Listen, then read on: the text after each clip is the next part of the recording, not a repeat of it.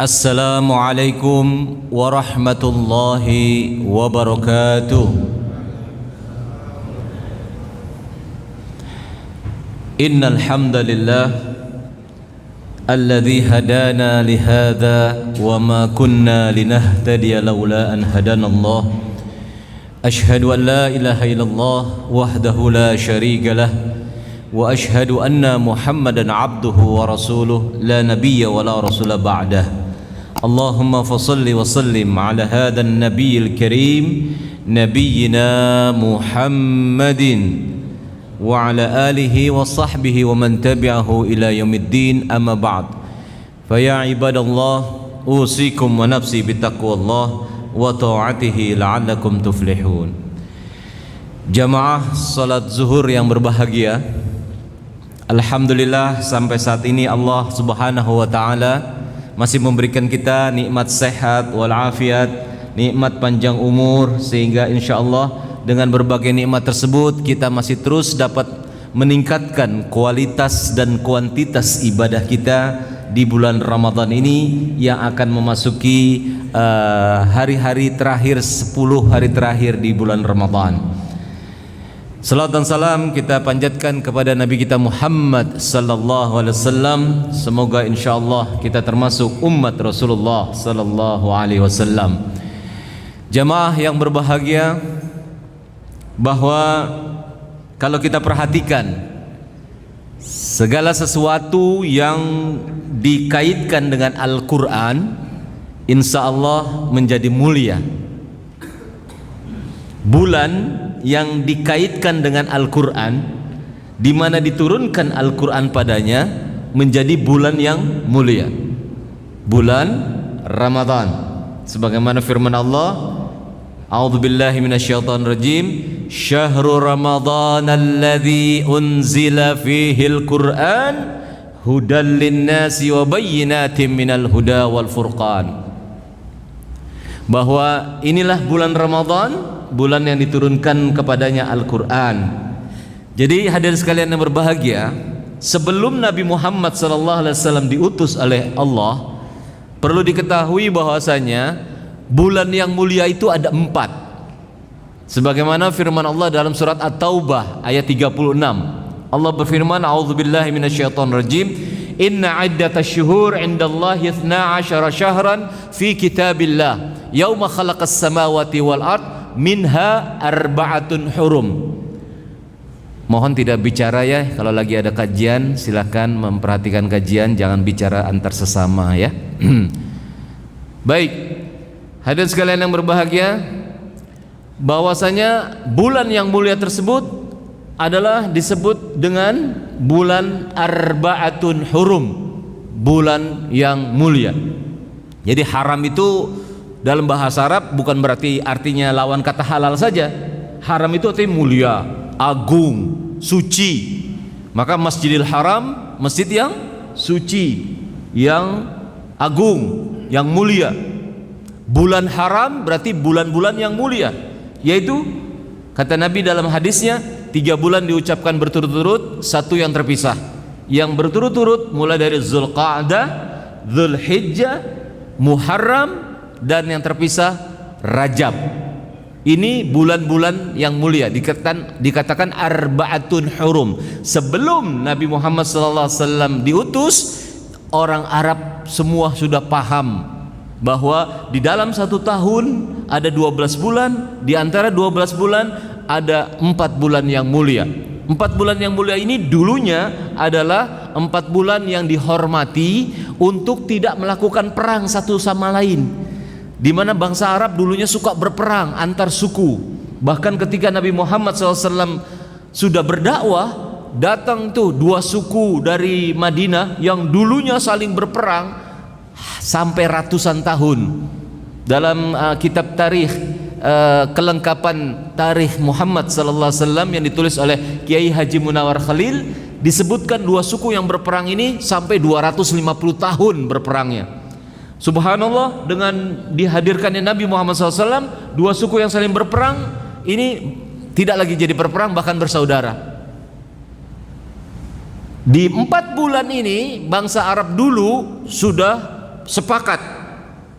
Kesepakatan ini disebut hilful fudul, kesepakatan damai antar berbagai suku dan kabilah di Arab. Jadi 4 bulan ini mereka tidak mau berperang, dan bahkan sepakat seandainya ada kaum suku yang melakukan penyerangan dan berbuat kezaliman, maka semua suku sepakat untuk melawan suku yang memberontak tadi. Nah, ini kapan ditetapkannya ini? Ditetapkan di dalam kitab Allah, fi kitabillah, yauma khalaqas samawati wal ard. Ketika Allah pertama kali menciptakan langit dan bumi, Allah sudah tentukan di dalam 1 tahun ada 4 bulan yang mulia. Nah, ketika Rasulullah SAW diutus menjadi nabi dan rasul, maka turunlah surat Al-Baqarah ayat 183 sampai 185 yang di dalamnya berisi bahwa ternyata lebih mulia bulan Ramadan dibandingkan dengan bulan-bulan yang lain, di mana Nabi SAW bersabda, telah datang kepadamu bulan Ramadan wa huwa syahrun azim, dan dia adalah bulan yang azim, bulan yang mulia, dengan berbagai kemuliaan-kemuliaan yang insya Allah jamaah semua sudah paham, karena ini sudah hari ke-19 ya. Ini sudah hari ke-19. Nah, saya tidak akan membahas tentang kemuliaan-kemuliaan daripada bulan Ramadan. Namun satu hal yang harus kita ketahui, sesuatu yang didekatkan dengan Al-Quran insya Allah menjadi mulia. Malam yang diturunkan padanya Al-Quran menjadi malam yang mulia, disebut malam Lailatul Qadar. Allah berfirman dalam surat Al-Qadar, a'udzubillahi minasyaitonir rajim, inna anzalnahu fi lailatul qadar wa ma adraka ma lailatul qadar lailatul qadri khairum min alfi syahrin tanazzalul malaikatu warruhu fiha biizni rabbihim min kulli amrin salamun hiya hatta matla'il fajar.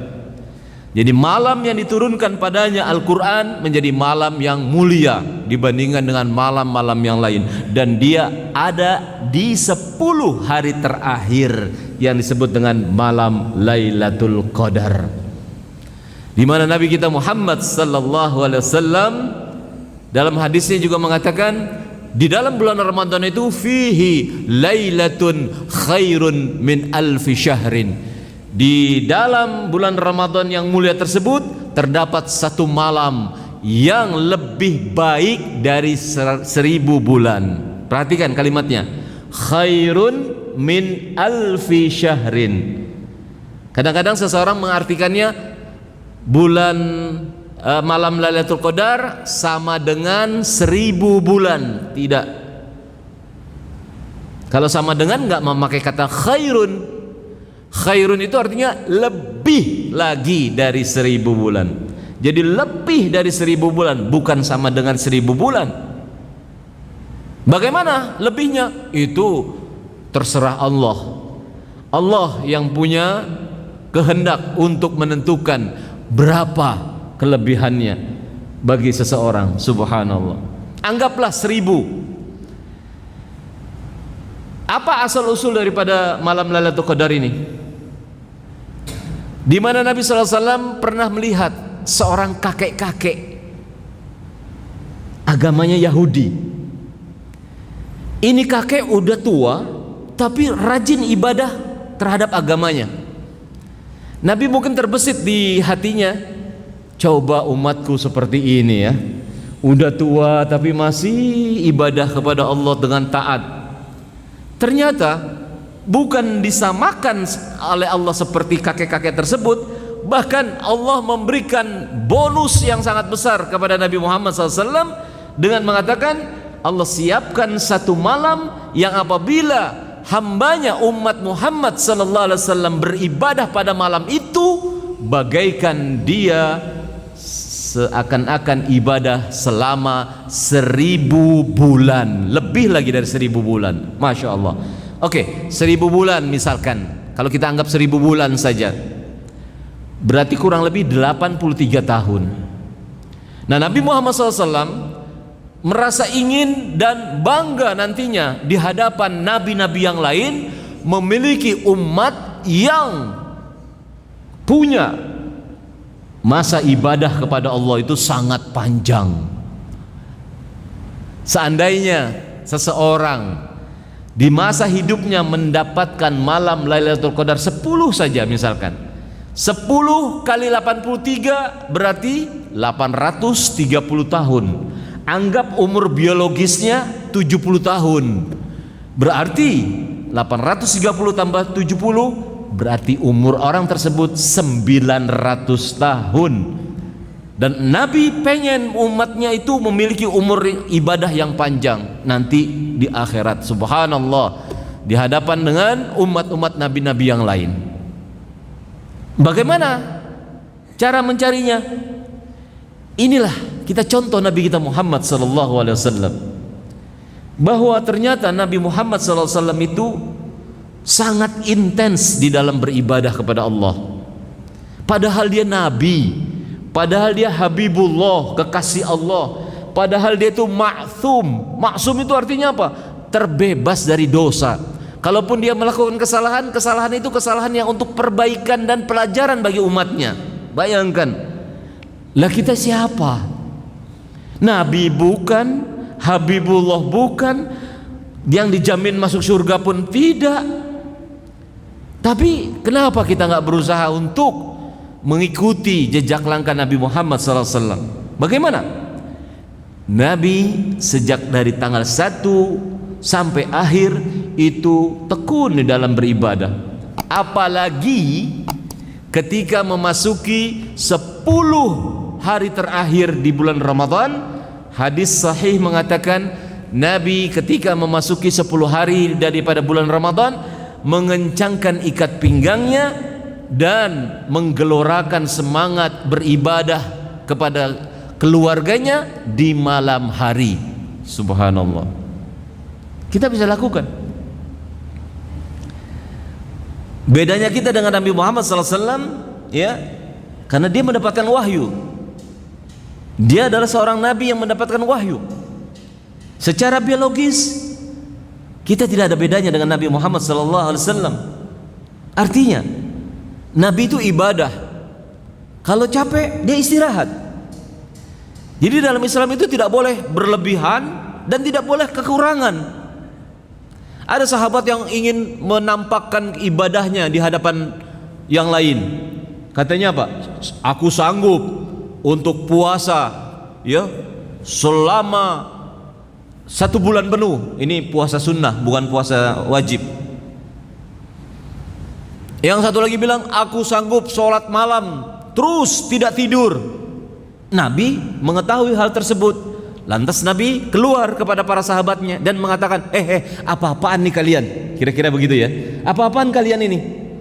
Aku adalah orang yang paling baik ibadahnya di antara kalian, tapi aku puasa dan aku berbuka. Aku pun sholat malam, tapi aku pun berhubungan dengan istriku. Artinya itulah Nabi mencontohkan kepada kita, tidak terlalu ngoyo dan juga tidak terlalu sedikit ibadahnya. Khairul umur awsatuha, sebaik-baik sesuatu itu adalah yang di pertengahan, kata Nabi. Artinya Nabi SAW kalau memasuki 10 malam yang terakhir itu Nabi mengencangkan ikat pinggangnya. Barangkali ada jamaah yang paham mengencangkan ikat pinggang di sini maksudnya apa ya? Ayo biar kita ada dialog, komunikasi. Maksudnya apa mengencangkan ikat pinggang itu? Apa? Banyak ibadah. Nabi itu melakukan i'tikaf. I'tikaf itu artinya 10 malam yang terakhir. Sehingga begitu Nabi ma'iktikaf, Nabi mengencangkan ikat pinggangnya dan membangunkan daripada keluarganya. Yang dimaksud mengencangkan ikat pinggang, mohon maaf, ini bahasa kiasan. Di 10 hari terakhir Nabi tidak melakukan hubungan dengan istrinya. Karena 10 malam Nabi berada di dalam masjid. Namun perlu diketahui, masjid Nabi pada saat itu berdampingan dengan rumahnya. Jadi pintunya dan jendelanya itu satu. Jadi kapan saja Nabi mau masuk ke rumahnya sebenarnya bisa. Tapi Nabi tidak lakukan itu. Nabi serius ibadah di dalam masjid dan tidak masuk ke dalam rumahnya. Subhanallah. Jadi keluar dari masjid kalau ada hajat, kalau ada kebutuhan, ya buang hajat dan sebagainya. Tapi dia tidak masuk ke rumahnya. Itu Nabi. Bahkan dalam sebuah riwayat dikatakan Nabi suatu kali pernah menjulurkan kepalanya ke balik jendela. Jadi kalau jendela itu dibuka, kelihatan rumah Nabi. Nah, Nabi cuma menjulurkan kepalanya ke jendela. Dari balik jendela, Bunda Aisyah, istri Nabi, mensisirkan rambut Nabi. Masya Allah, luar biasa, harmoni sekali rumah tangga Nabi Muhammad SAW. Ada yang ngomong, itu kan Nabi, Pak. Gimana saya ini kan pekerja, saya pedagang, saya ngajar. Oke, gak ada masalah. Tapi ingat, ada sebuah kaidah usul fikih mengatakan begini: ma la yudraku kulluhu la tadruku kulluh. Apa yang gak bisa kamu lakukan semua terhadap ajaran Allah, jangan kau tinggalkan semua. Itu prinsip. Jadi mentang-mentang dia Nabi, kita bukan Nabi, akhirnya kita gak iktikaf. Itu salah. Katanya umat Nabi, katanya pengen contoh Nabi. Di 10 hari terakhir di bulan Ramadan gak pernah iktikaf selama hidupnya. Gak pernah masuk masjid, sengaja masuk masjid untuk ibadah kepada Allah dalam waktu tertentu. Gak pernah. Coba jujur, udah pernah gak semasa hidupnya iktikaf di 10 hari terakhir? Halo? Pernah? Pernah, alhamdulillah. Nah yang belum, coba tuh mikir-mikir lagi. Pantaskah saya sebagai umat Nabi Muhammad, pantaskah saya disebut dengan umat Nabi Muhammad yang dari segi etikafnya saya nggak ikutin sunnah Nabi Muhammad SAW? Padahal hadis sahih mengatakan Nabi Muhammad itu melakukan etikaf selama hidupnya.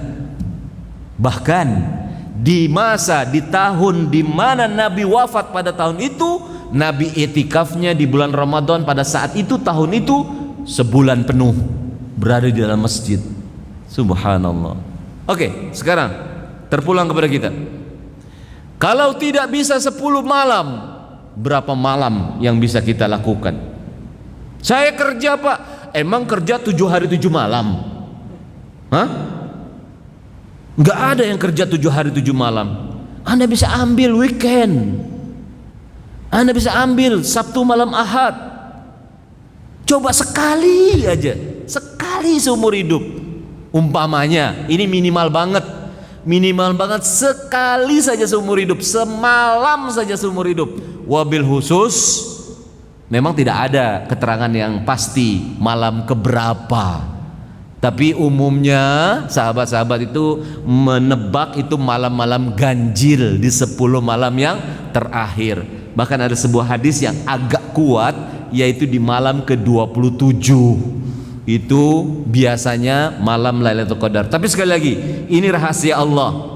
Tidak ada malam yang pasti malam Lailatul Qadar itu kapan, nggak ada.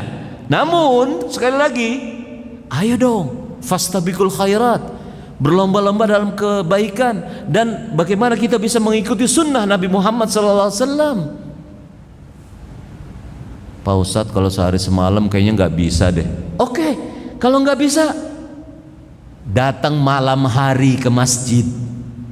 Malam hari datang ke masjid, udah selesai sholat taraweh apa segala macam, kita cari masjid yang di situ mengadakan iktikaf. Kalau di daerah Jakarta Timur, Masjid Atin. Kalau di selatan, Masjid Al-Azhar. Kalau di timur juga ada Masjid Abu Bakar As-Siddiq, Jalan Otista Raya. Masya Allah, saya kenal banget dengan pendiri masjid itu. Sudah meninggal setahun yang lalu. Seorang tua yang bernama Haji Abdul Qadir Askar. Itu tadinya rumah, luas rumahnya di pinggir Jalan Raya Otista, di sebelah daripada apartemen MTH Square, namanya Masjid Abu Bakar As-Siddiq. Si almarhum itu melihat setiap maghrib lewat itu banyak mobil, motor-motor itu maghrib masih ada di jalan. Dia bertanya dalam hatinya, ini di mana mereka sholat ini? Para pengendara sudah maghrib ini belum pada sholat, macet. Akhirnya dia pindah ke rumah anaknya. Itu tempat dibangun masjid 6 lantai. 3 lantai digunakan untuk sholat, dan selebihnya untuk ruang seminar, dan paling atas itu ada ruangan untuk TV saling sapa. Kalau ketik di Google ada TV saling sapa, TV dakwah. Subhanallah, dari berdirinya 9 tahun yang lalu sampai sekarang itu masjid rutin mengadakan iktikaf, baik laki-laki maupun perempuan. Yang perempuan di lantai 1, yang laki-laki di lantai 2 dan lantai 3. Subhanallah. Dan dijamin yang iktikaf di sana itu mendapatkan makan sahur gratis prasmanan. Masya Allah, fasilitas sudah ada, tinggal kemauan kita. Ya, kalau di Masjid Atin ada panitianya, kita mau makan sahur beli kupon. Di Al-Azhar pun demikian. Bahkan di Al-Azhar tuh sekelilingnya banyak makanan. Jadi nggak ada masalah sebenarnya. Kita makan sahur di sana. Selepas daripada sholat subuh, kalau ada kajian kita ikuti kajian sebentar, pulang boleh. Besok malamnya lagi kalau mau masuk masjid silahkan. Itu minimal banget. Yang kalau istilah kita disebut iktikaf kalong. Iktikaf kalong. Itu jangan sampai semuanya nggak dilakukan. 10 malam nggak dilakukan sama sekali. Bahkan iktikaf kalong pun kagak. Nauzubillah summa nauzubillah. Ya. Nah, coba tanyakan pada diri kita masing-masing. Ya, bagaimana status dan kedudukan kita ya terhadap pengakuan sebagai umat Nabi Muhammad sallallahu alaihi wasallam. Padahal hikmah daripada kita mengikuti iktikaf, subhanallah, Allah akan berikan hikmah, pelajaran-pelajaran. Allah berikan rezeki yang tidak disangka-sangka. Ingat, rezeki itu bukan hanya ini apa? Ini jari saya, Pak. Masya Allah.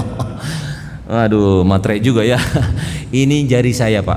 Maksudnya rezeki bukan hanya harta, rezeki bukan hanya kekayaan, aset, bukan. Rezeki kesehatan. Allah berikan kita kesehatan. Allah berikan kita istiqomah di dalam ibadah kepada Allah. Itu rezeki.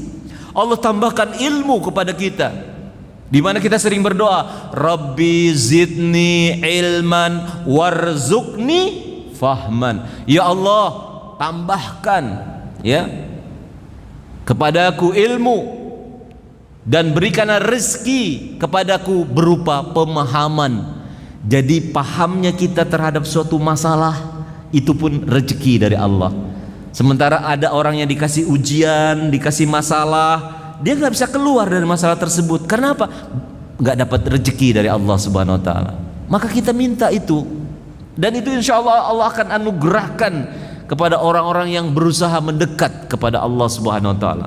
Dan sarana yang paling tepat ini 10 hari yang terakhir, itulah kita insya Allah akan mendapatkan apa yang Allah janjikan kepada para hambanya.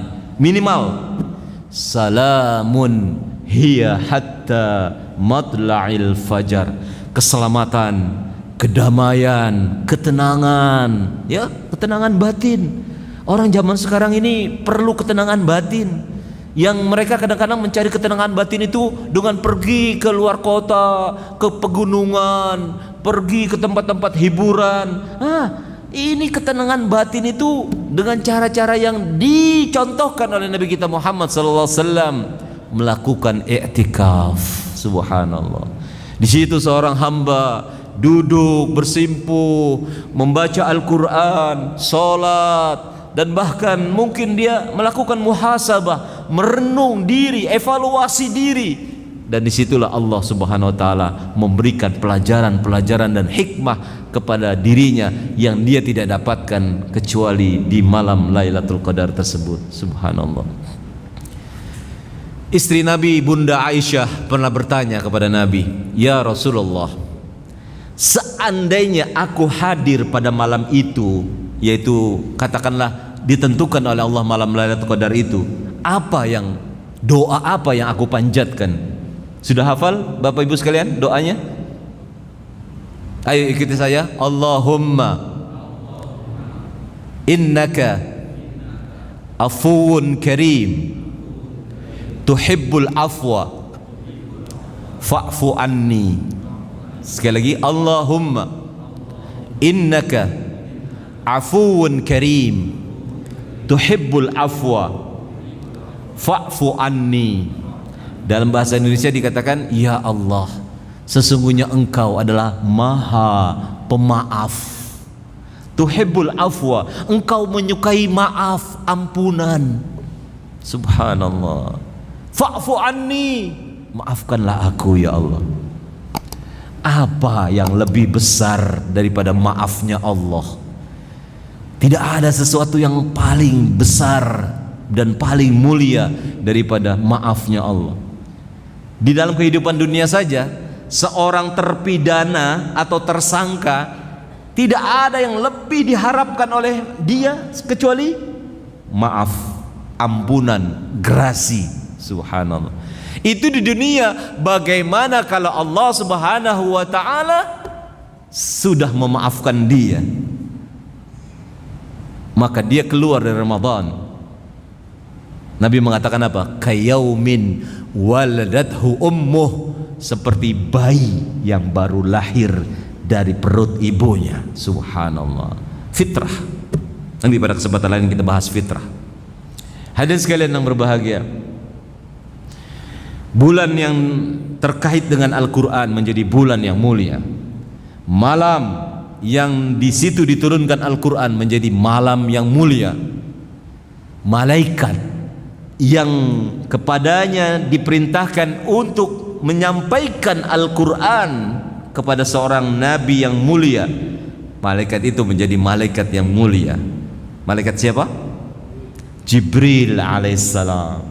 Itu menjadi malaikat yang paling mulia di antara para malaikat, sampai Allah memberi gelar malaikat Jibril dengan istilah, ada yang tahu? Yang tahu boleh pulang. Salah. Siapa yang tahu? Ar-Ruhul Amin. Masya Allah. Ar-Ruhul Amin, ruh yang terpercaya. Sampai di surat Al-Qadar yang kita baca tadi, tanazzalul malaikatu warruhu fiha. Subhanallah. Ternyata di deretan malaikat-malaikat yang turun ke permukaan bumi di malam Lailatul Qadar itu, di situ termasuk Jibril alaihissalam.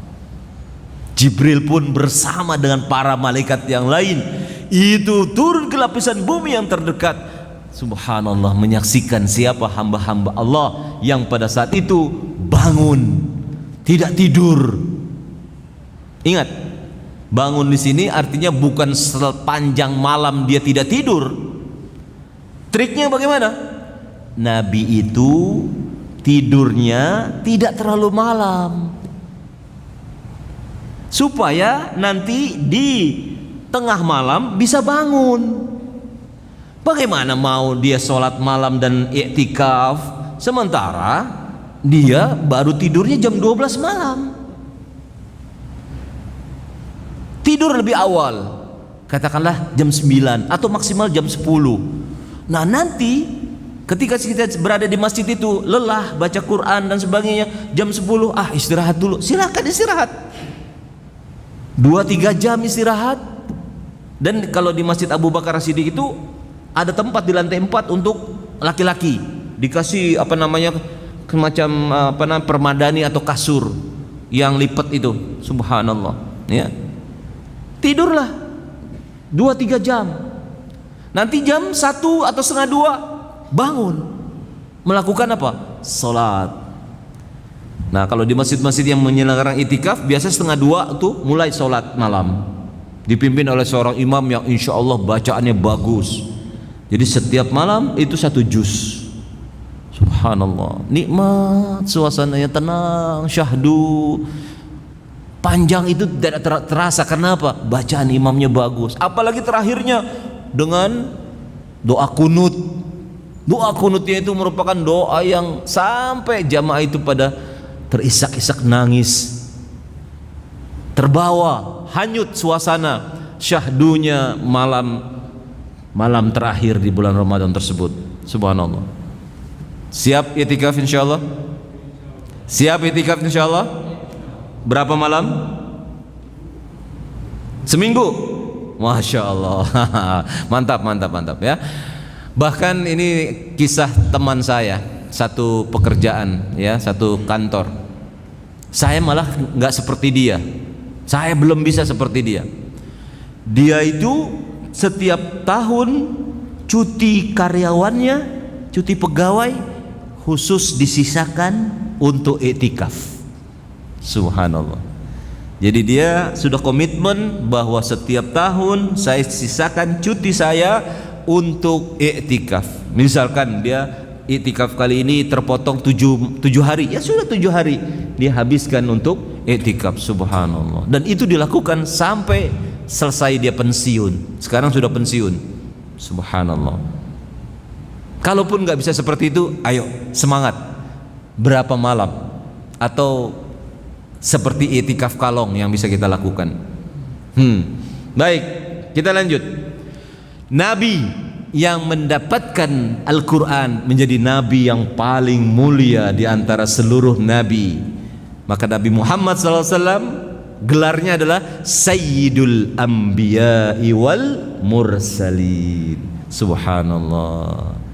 Bahkan ketika Nabi Adam alaihissalam pada saat itu suatu ketika melihat di langit itu tertulis tulisan La ilaha illallah Muhammadur Rasulullah. Sampai bertanyalah Nabi Adam kepada Jibril, wahai Jibril, siapa itu Muhammad? Dia adalah nabi terakhir yang diutus oleh Allah Subhanahu wa taala. Belum lagi ada orangnya, namanya sudah disebut. Bahkan disebut dalam kitab-kitab sebelumnya. Contoh seperti kitab Injil tertuang di dalam Al-Quran di surat Al-Hasyr kalau nggak salah, bahwasanya mim ba'di ismuhu Ahmad, bahwa nanti akan datang sesudah Nabi Isa alaihissalam seorang nabi yang namanya Ahmad. Ahmad dengan Muhammad artinya sama, yang terpuji. Subhanallah. Maka kalaulah nabi yang mendapatkan Al-Quran menjadi nabi yang mulia, berarti kalau kita sebagai umat Nabi Muhammad bisa dong kita menjadi mulia, iya toh? Bisa kita menjadi umat yang terbaik di antara sekian umat di nabi-nabi yang lain, bisa. Jadi dengan Al-Quran kita bisa menjadi mulia. Salah satu ayat mengatakan begini, surat Ali Imran ayat 110. Allah berfirman, a'udzubillahi minasyaitonirrajim. Kuntum khaira ummatin ukhrijat linnas ta'muruna bil ma'ruf wa tanhauna 'anil munkar wa tu'minuna billah. Masya Allah.